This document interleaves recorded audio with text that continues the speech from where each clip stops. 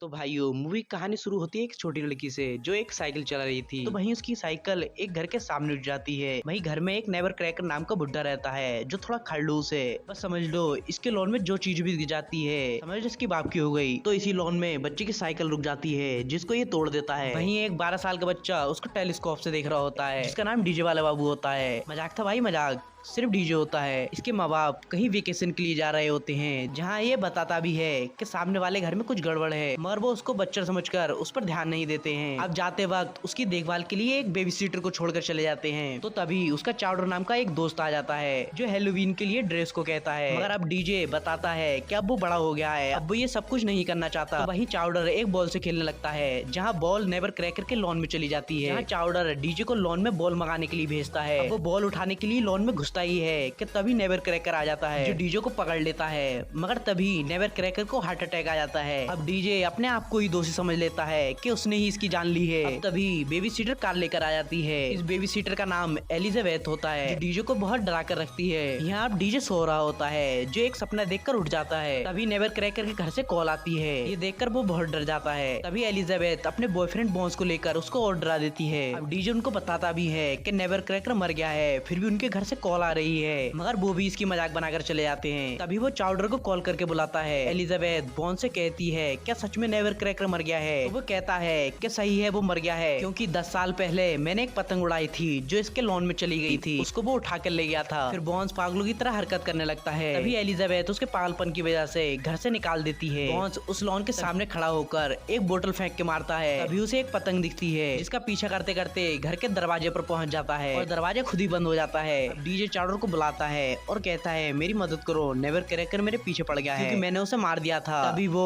उसकी मदद करने लगता है। जहाँ हिटलरी में चाउडर लॉन में चला जाता है और दरवाजा खुलते ही वहीं घर मॉन्स्टर हाउस में बदलकर इन्हें खाने लगता है, जहाँ किस्मत से दोनों बचकर भाग जाते हैं। तभी वो दोनों टेलीस्कोप से लॉन पर नजर रखने लगते हैं। अब एलिजाबेथ के पास एक लड़की आती है जो कैंडी बेच रही है। तभी वो लड़की कैंडी देकर जा रही होती है जहाँ चाउडर की उस पर नजर पड़ जाती है। ये देखकर दोनों लड़कियों को देखने लगते हैं। वो लड़की नेवर क्रैकर के लॉन में जाने लगती है जिसे ये देखकर दोनों उसे रोकने के लिए आ जाते हैं। मगर वो लॉन में घुस जाती है जिससे घर फिर मॉन्स्टर हाउस बन जाता है और उसे खाने की कोशिश करने लगता है। जहाँ अब चाउडर के डैड की कॉल आ जाती है। फोन लेकर एलिजाबेथ घर से बाहर आ जाती है जिसे देखकर हाउस नॉर्मल हो जाता है। डीजे लड़की को अपने घर ले जाता है और हाँ, लड़की का नाम जेनी वेनेट होता है। अब वो अपनी मॉम को कॉल करके बता रही होती है कि वो यहाँ फंस गई है। डीजे और चाउडर जेनी वेनेट को पसंद करते हैं। जहाँ वो 1 घंटा और रुकने के लिए कहती है। तीनों लॉन की तरफ देख रहे होते हैं जहाँ लॉन के सामने एक कुत्ता आ जाता है जिसे वो मॉन्स्टर उठाकर उसे खा लेता है। ये देखकर वो पुलिस वालों को बुलाकर सब कुछ बताते हैं। डीजे लॉन के अंदर जाकर और चाउडर घर पर पत्थर मार कर दिखाता है, मगर हाउस मॉन्स्टर में नहीं बदलता है। पुलिस वाले उनसे कहकर जाते हैं कि अगर तुमने हमें अब कॉल करके तंग किया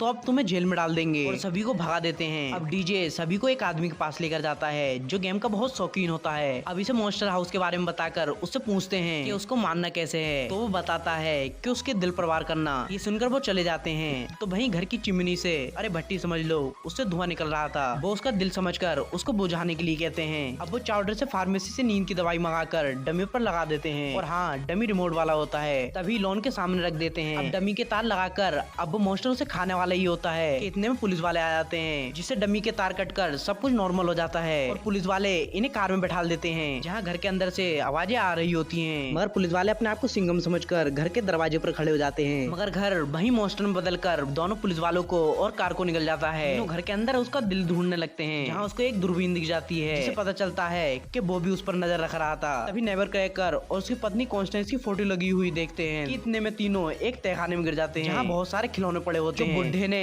उठाकर इतने जमा कर लिए थे। तो डीजे कॉन्स्टेंस की कब्र पर गिर जाता है जिससे कॉन्स्टेंस की कब्र टूट जाने की वजह से घर समझ जाता है और इन्हें पेट के अंदर से भी दोबारा से फिर खा लेता है। फिर इतनी बार खाने से पेट में प्रॉब्लम तो होनी थी, इसलिए वो वॉमिट यानी कि उल्टी कर देता है। तो वहीं तीनों बहस करके डीजे अपने घर की ओर जा रहा होता है जहाँ एम्बुलेंस से ठुकने वाला होता है। उसी एम्बुलेंस में नेवर क्रैकर निकलता है जिसे ये मरा वो सोच रहे थे, इसीलिए उसको भूत समझ रहे थे, मगर वो नेवर क्रैकर ही था। तो डीजे उससे कहता है कि मुझे पता है कि तुमने कॉन्स्टेंस को नहीं मारा था। जहाँ अब कहानी फ्लैशबैक में जाती है जहाँ कॉन्स्टेंस एक शो पर बैठी होती है और वहाँ के लोग उसे पसंद नहीं करते थे और इसे छोटे छोटे बच्चे परेशान करते थे। तभी वहाँ के लोग उसे एक जेल में डाल देते हैं जहाँ नेवर क्रैकर उसको बचाकर एक अलग जगह पर ले जाकर एक घर बनाता होता है। तभी कॉन्स्टेंस के ऊपर कुछ बच्चे अंडे फेंकने लगते हैं जिससे वो बच्चों की ओर मारने के लिए जा जाती है, जहाँ नेवर क्रैकर उसको बचाते हुए कॉन्स्टेंस एक गड्ढे में गिर जाती है, जिसके कारण उसकी मौत हो जाती है। तो वो वहीं वैसा ही घर बना देता है जैसा वो चाहती थी, और उसको हैलोवीन की रात को चौकन्ने रहना पड़ता था क्योंकि बच्चे उसको तंग करने के लिए आते थे। अब डीजे